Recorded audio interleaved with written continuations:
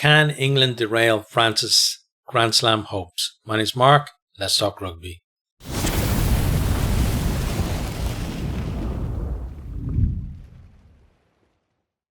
France look like they're in irresistible form, and it's a big task for anyone to stop them. And, I don't envy the English team having to try and do that this weekend. Obviously, Ireland are going to have to try and do it later on in the tournament. But, it's at the moment, it's a daunting prospect going against them. So this game, England versus France, it's on Saturday, 8th of February 2025. It's at the Allianz Stadium, Twickenham.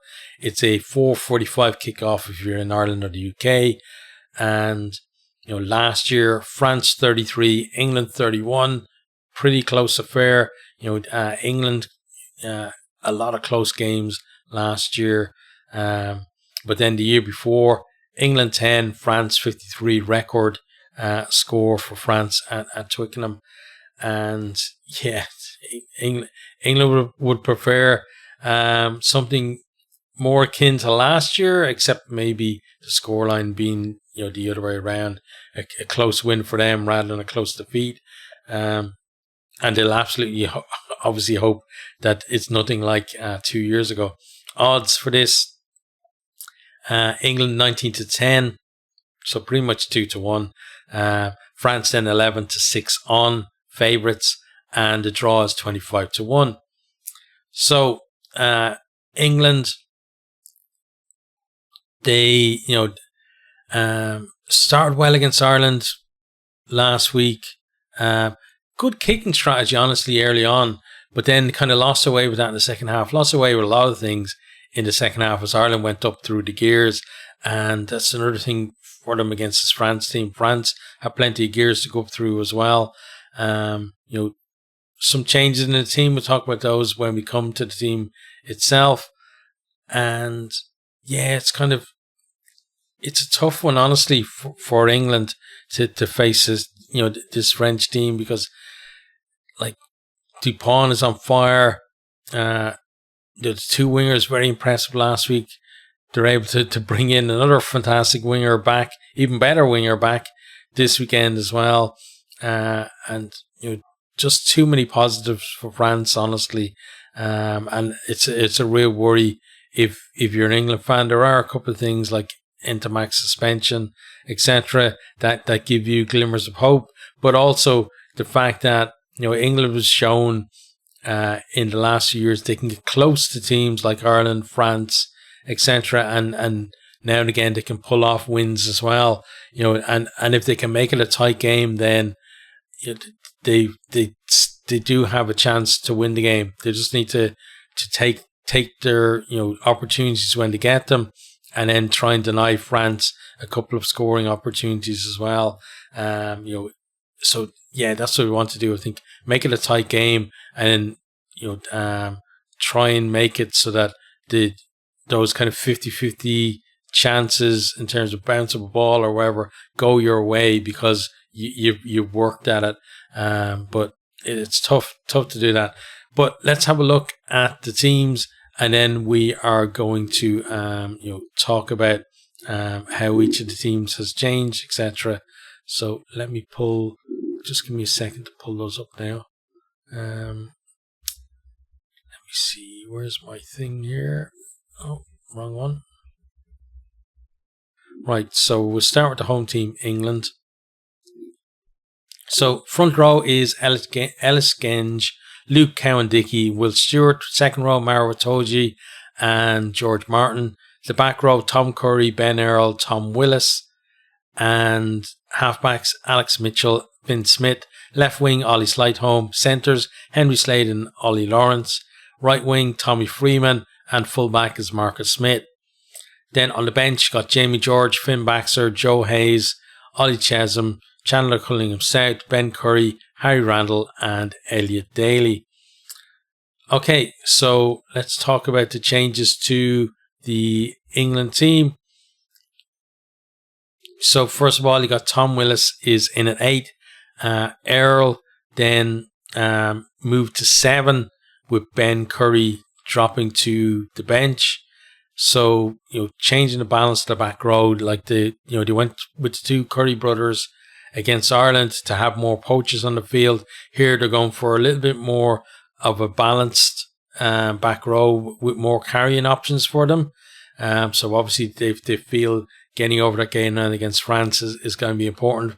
Wales couldn't do it at all. So England, they know it's going to be a tough task for them. And that's why I think that they brought in Willis there and shifted Earl to 7. Finn Smith then starts at 10. Not sure about that, honestly. Would have thought to keep Marcus there for, it felt like he'd be there unless like there was some absolute disaster or a injury, or they wanted to maybe change the squad up a little bit, playing against either Wales or Italy later on in the tournament. But no, they brought in Finn Smith to give him a go at 10. And, I'm not sure, especially because Marcus Smith has gone to fullback. And he didn't look great when he went there against Ireland. And that's got to be a bit of a worry if you are, if you're an England fan. Slight home is in for the injured Murley, which is good because there was talk of Stewart moving from fullback to the wing as Marcus was going back there, and I think that would have been an even worse thing. You can see why maybe they're taking Stewart out for this one, because against Ireland they tried to use him as basically a way to win ball back from kicks and stuff like that, and it worked to an extent, but probably think that his defensive frailties didn't or weren't outweighed by the positives that he was bringing to the team. But still, I know they in terms of selection at fullback, like Stewart has kind of been in and out of the team as well, and they don't seem to have like a completely nailed down who's going to be 15 yet for them, and that's it's an important position as well in the team, and yeah, so giving Marcus Smith a go there, maybe it's going to be brilliant for them. Maybe he's going to get plenty of space to run the ball back, but those French wingers are definitely going to be chasing them down and putting a lot of pressure on them too. Jamie George then is also onto the bench for Theo Dan, and Elliot Daly comes onto the bench, and Stewart is actually dropping out to 23, so he's not moving to wing or even moving down to the bench. He's out of the match day squad. Of those that are coming in, like, want to see Finn Smith a bit, because in Champions Cup, not really, like, English teams weren't brilliant, and didn't, like, in Europe, like, didn't see, I think, the best of any of the English 10s that were on show. But Slight Home, I think, is the one that I want to see. He was pretty decent in the Champions Cup, and he looks like he could really offer something there on the wing, and certainly if you're an England fan, I think you got to be happy that he's there when the choice is between him and Stewart on that wing. So he definitely gives you more going forward, and Stewart, we already talked about his defensive frailties were kind of exposed against Ireland as well. Jamie George then for Theo Dan, Jamie George, obviously the captain until this Six Nations, when Toji was then given the captain. And you can see why, because he's on the bench for this one, because Luke Cowan-Dickey is considered to be the in-form hooker at the moment, the starting hooker. So interesting to see how he goes when he comes on, because sometimes you take the captaincy off somebody, and because it was such a weight, they can go back to play the natural game and play with a bit more freedom. We'll see if that happens with him. Now on to the French team. Let me pull it up here. Give me a second. So front row is Jean-Baptiste Gros, Pito Maabaka, Uniatonio. Then second row is Alexandra Roma and Emmanuel Meafu. The back row, Francois Cross, Paul Baudin, Gregory Aldrit. So I think pretty much the same. Yeah, I think it's the same pack as started against Wales. Then halfbacks, Anton Dupont and Mathieu Jalabert. Left wing, Louis Bielbiari.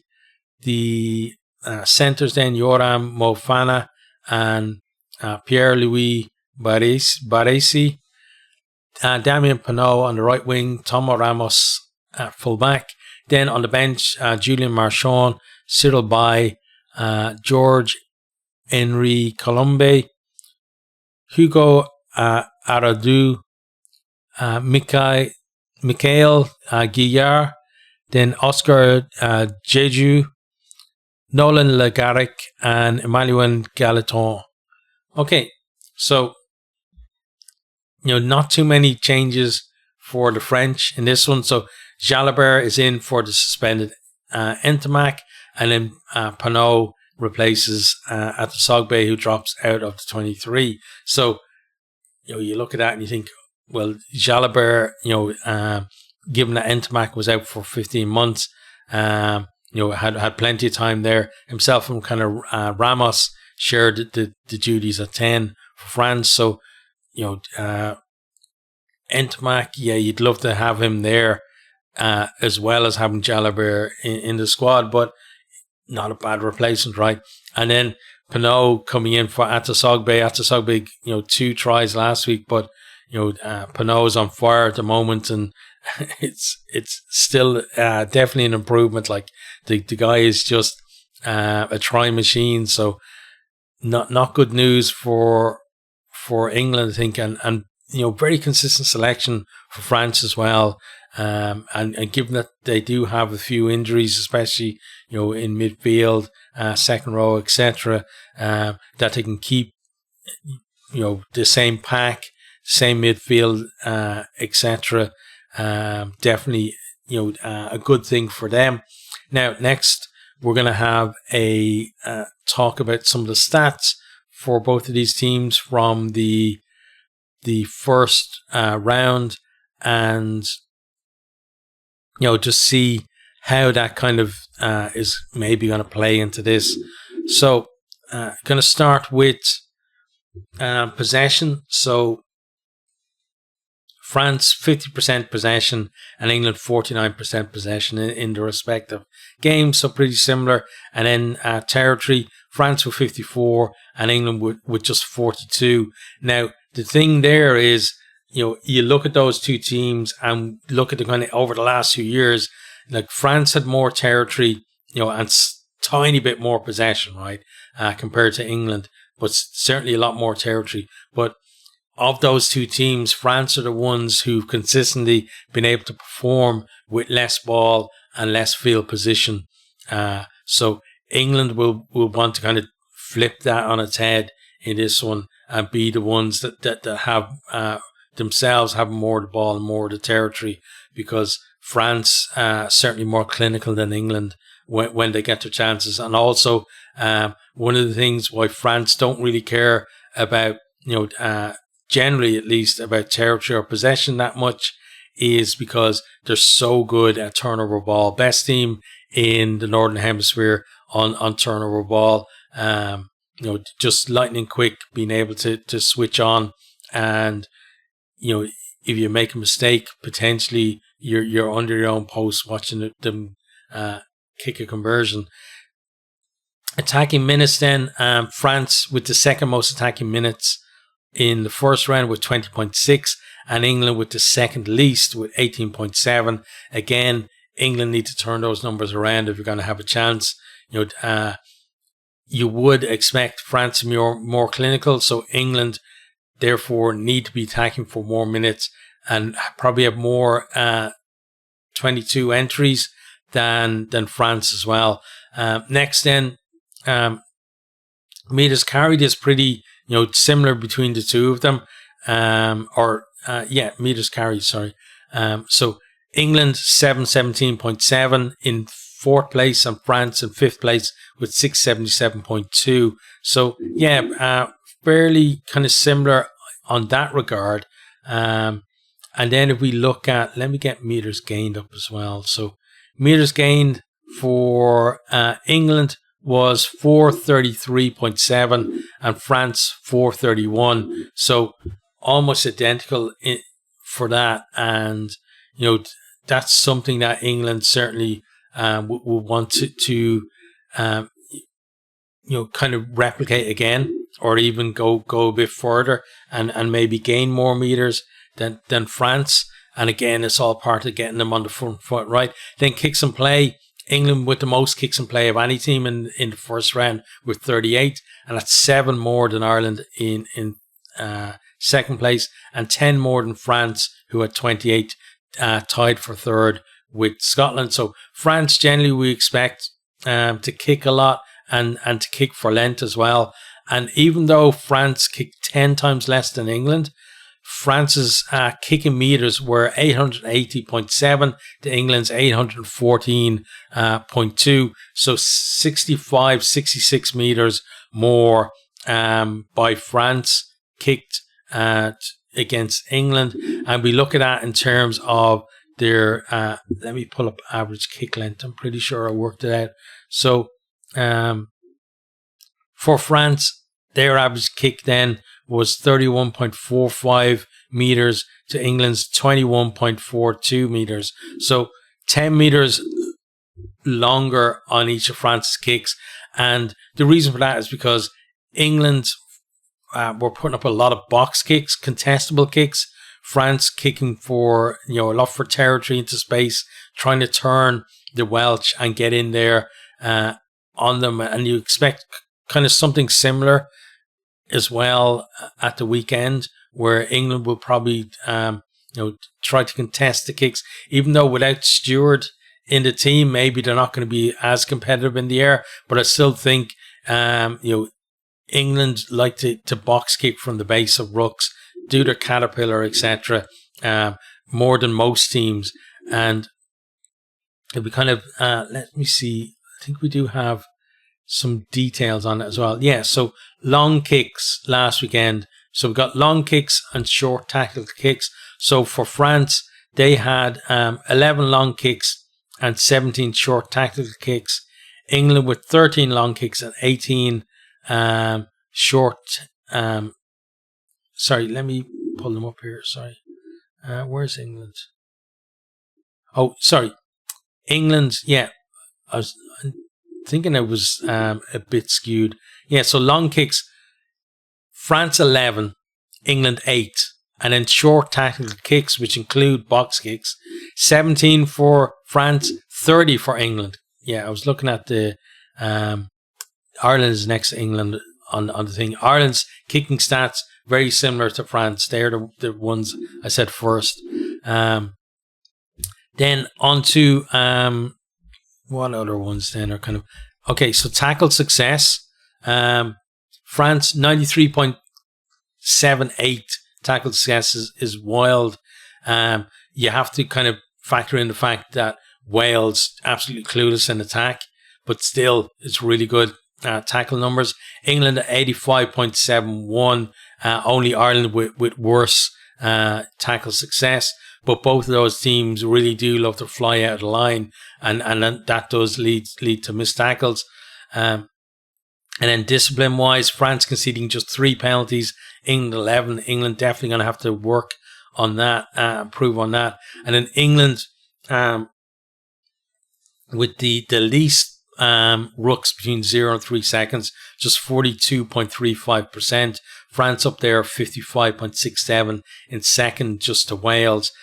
So again, England have got to slow down that ball. They won't have both Currys there to help them the way they did, against Ireland. But still, Ireland had faster ball than them. But yeah, you've got to stop France having quick ball with, Pinot there, with Dupont there, and then you got the likes of Pinot coming back into the team as well. Like if they can get that ball out to that wing, where there's space before England are able to readjust, he's going to have a field day. You're going to have Dupont potentially sniping up the middle, doing all his magic tricks, and then Jalabert beside him there as well, and then some really big units running at you from that pack as well. So yeah, England got to speed up their own ball, because France, very competitive at the breakdown as well. You're going to have the likes of Mauvaka in there competing for ball, and then Marchand when he comes on, and then the back row as well, and then Dupont can get in there and get a turnover as well. And that guy is so hard to shift. So England definitely have to speed up the rucks, and they've got to slow down France's. Again, just looking for those options, potential parity and stuff. And then England gonna have to do what they did last week, which is top the breakdown steals. They had 5 to France's 2 as well. France, down there in third place with Scotland.